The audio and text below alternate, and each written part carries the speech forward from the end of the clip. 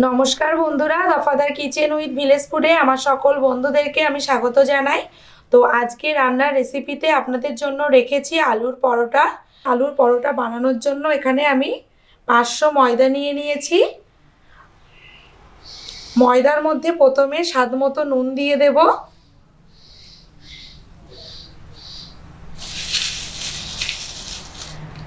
অল্প পরিমাণে চিনি দিয়ে দিচ্ছি ময়দার মধ্যে, আর সাদা তেল পরিমাণ মতো ময়দার মধ্যে দিয়ে দিলাম।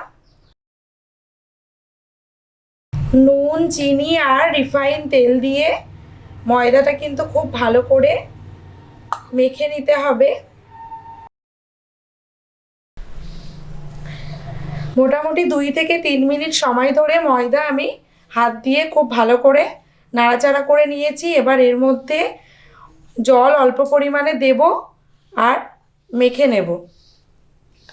জলটা কিন্তু আমি একেবারে সব দিয়ে দেব না, অল্প অল্প দেব আর মাখবো।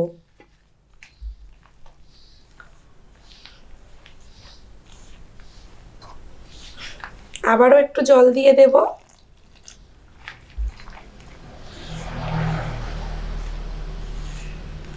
জল কিন্তু বন্ধুরা অল্প অল্প করে দিতে হবে আর ময়দাটা মাখতে হবে, কারণ একেবারে সমস্ত জল দিয়ে দিলে পরে গিয়ে একটু নরম হয়ে যেতে পারে, আর নরম ময়দা মেখে কিন্তু এটা বানানো যাবে না। সেই জন্য অল্প অল্প করে জল ঢালতে হবে আর ময়দাটা মাখতে হবে। এইভাবে 2 হাত দিয়ে খুব ভালো করে ময়দাটা 10 থেকে 12 মিনিট সময় ধরে চটকে চটকে কিন্তু মেখে নিতে হবে, যাতে করে আমার আলুর পরোটাটা বানাতে সুবিধা হয়। এবং আলুর পরোটাটা কিন্তু যতটা মাখবো ময়দা সে তার উপরে নির্ভর করছে কতটা ভালো হবে। বন্ধুরা, 10 থেকে 12 মিনিট সময় ধরে ময়দা খুব ভালো করে মেখে অল্প পরিমাণে সাদা তেল উপর থেকে মাখিয়ে কিন্তু দিয়েছি। এইভাবে দেখুন, উপর থেকে সাদা তেলটা দিলে কি হবে, ময়দাটার পরে গিয়ে ফেটে যাবে না এবং খুব সফট হবে। এইভাবে আমি এটাকে একটা ঢাকা দিয়ে মোটামুটি 3 ঘন্টার জন্য রেখে দেব। এখানে আমি মাঝারি সাইজের 4টে আলু সিদ্ধ করে নিয়ে নিয়েছি। তো সিদ্ধ আলু 4টে এই গ্রেটারের সাহায্যে আমি গ্রেট করে নেব, তাহলে আমার আলুর পরোটাটা বানাতে খুব ভালো হবে। তাহলে আলুগুলোকে প্রথমে গ্রেট করে নিই।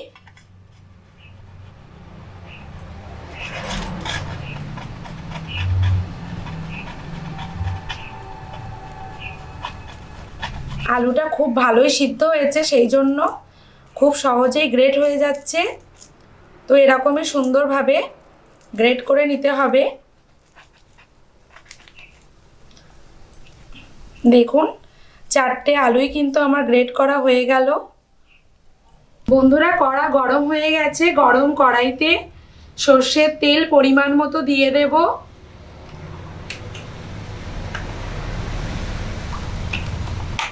তেলটা একটু কড়াইতে চারিদিকে একটু নাড়িয়ে চাড়িয়ে দেব।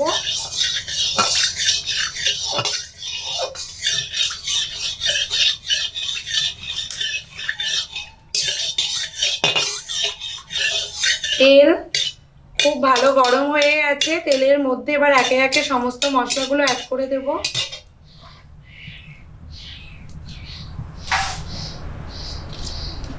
প্রথমে দিয়ে দেব রসুন বাটা,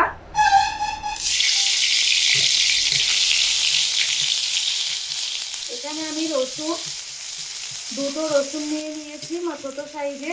তো রসুনগুলো আমি শিলে বেটে রেখেছিলাম। দুটো মাঝারি সাইজের পেঁয়াজ বাটা দিয়ে দিলাম। পেঁয়াজটা খুব ভালো করে বেটে রেখেছিলাম। এবার দেবো আদা বাটা,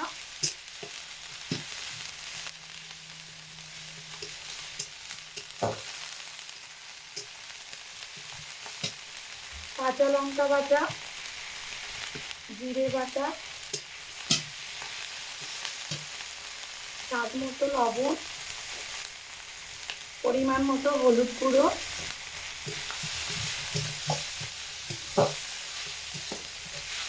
মিডিয়াম আছে কিন্তু মশলাটা বানিয়ে নিতে হবে।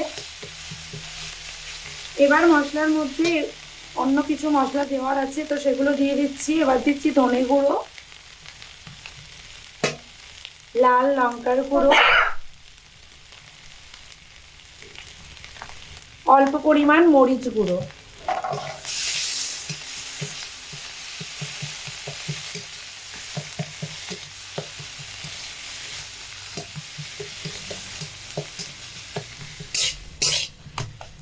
চার থেকে 5 মিনিট সময় ধরে মশলাগুলোকে কষানো হয়ে গেছে। এবার মশলার মধ্যে আমি এখানে গ্রেট করে রাখা আলুগুলো দিয়ে দিচ্ছি।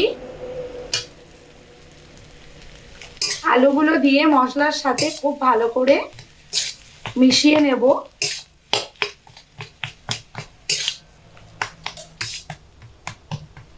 দু মিনিট সময় ধরে আলু আর মশলা খুব ভালো করে কষিয়ে নিয়েছি। তো এবার এটাকে আমি নামিয়ে নেব। আলুর পরোটা করার জন্য বন্ধুরা যে আলুর পুরটা বানিয়ে নিয়েছি, সেটা এবার ছোট ছোট করে এইরকম ছোট ছোট করে লেচি কেটে নেব।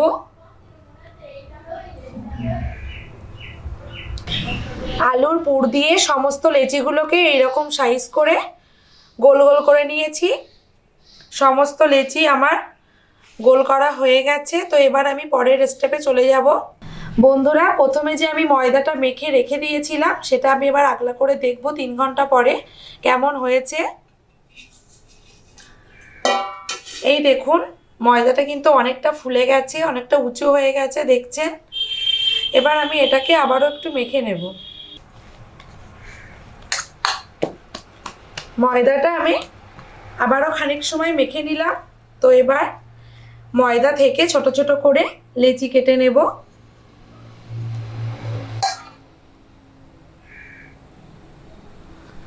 এই যে এরকম সাইজ করে আমি প্রত্যেকটা লেচি কেটে নেব। এখানে সমস্ত ময়দাগুলোকে আমি এইভাবে বড় বড় করে লেচি কেটে গোল করে নিয়েছি। এখানে আমার 500 গ্রাম ময়দায় 12টা মতো লেচি হয়েছে। তো এবার আমি একটা লেচি মধ্যে পুর পুরে আমি আপনাদেরকে দেখিয়ে দেব যে কিভাবে এটা বানাতে হবে। প্রথমে 2 আঙুলের সাহায্যে একটা লেচিকে এইভাবে বাটির শেপ দিয়ে নিতে হবে। খুব বেশি পাতলা করলে কিন্তু হবে না, বাইরে দিয়ে বেরিয়ে যেতে পারে পুরটা। এই যে মোটামুটি এরকম একটা বাটির শেপ দিয়ে নিলাম।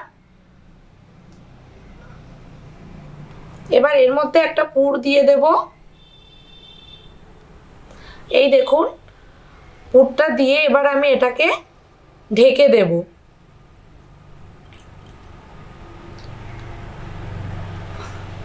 এইভাবে ঢেকে দিয়েছি।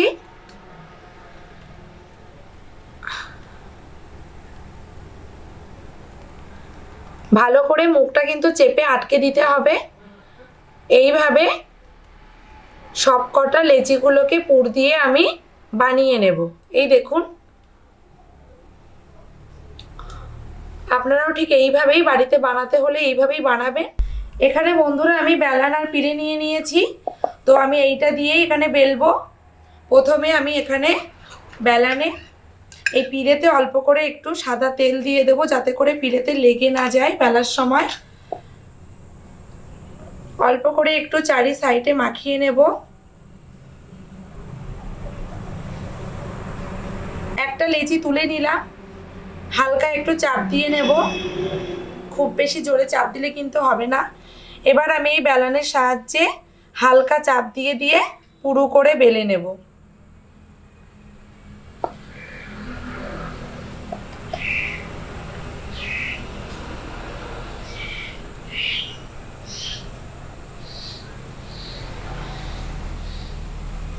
খুব আস্তে আস্তে বেলতে হবে।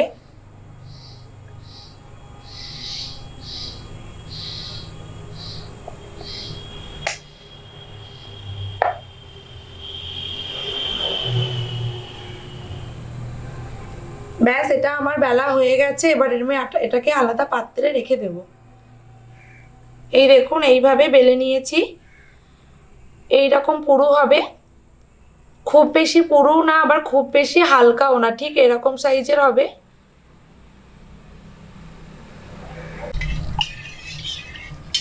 বন্ধুরা, তেল থেকে বাষ্প বেরোতে শুরু করেছে, তেল খুব ভালো করে গরম করে নেওয়া হয়ে গেছে।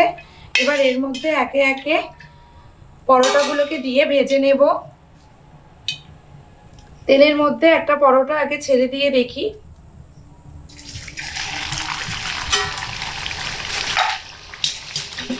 সাইড থেকে তেল একটু পরোটার উপরে ঝাঁঝরি হাতা দিয়ে এইভাবে দিয়ে দিতে হবে একটু।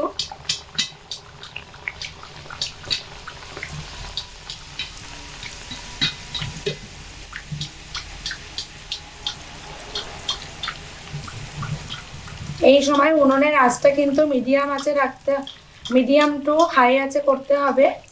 সমস্ত পরোটাগুলোকে কিন্তু মিডিয়াম টু হাই আঁচে বানাতে হবে।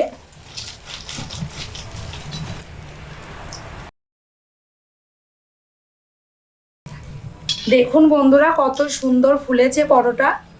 কোনো জায়গায় কিন্তু একটুও ফুলতে বাকি নেই, সমস্ত পরোটা সুন্দর ফুলেছে। তো এবার আমার কিন্তু এটা ভাজা হয়ে গেছে, তো আমি এবার এটাকে তেল থেকে ছেঁকে তুলে নিচ্ছি। এই দেখুন,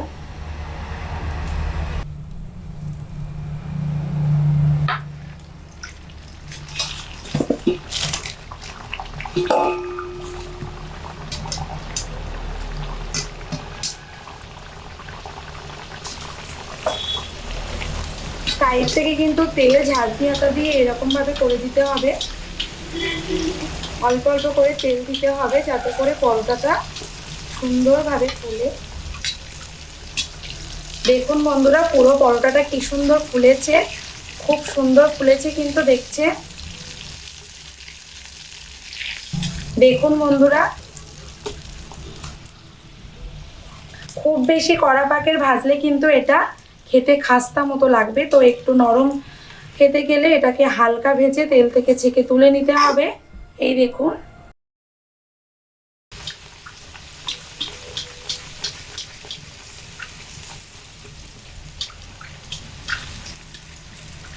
সমস্ত পরোটাই কিন্তু খুব সুন্দর ফুলছে।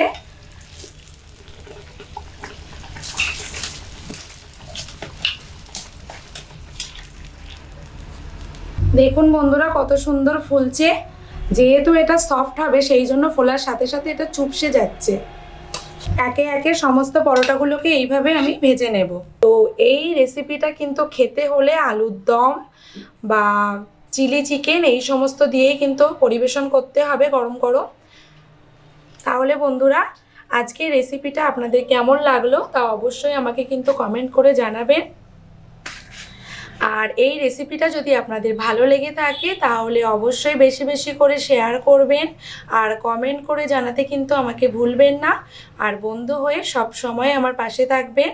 এখনও যদি আমার এই চ্যানেলটি সাবস্ক্রাইব করে না থাকেন তাহলে চ্যানেলটি সাবস্ক্রাইব করার অনুরোধ রইল আপনাদের কাছে। আজকের মতো ভিডিওটা আমি এখানেই শেষ করছি।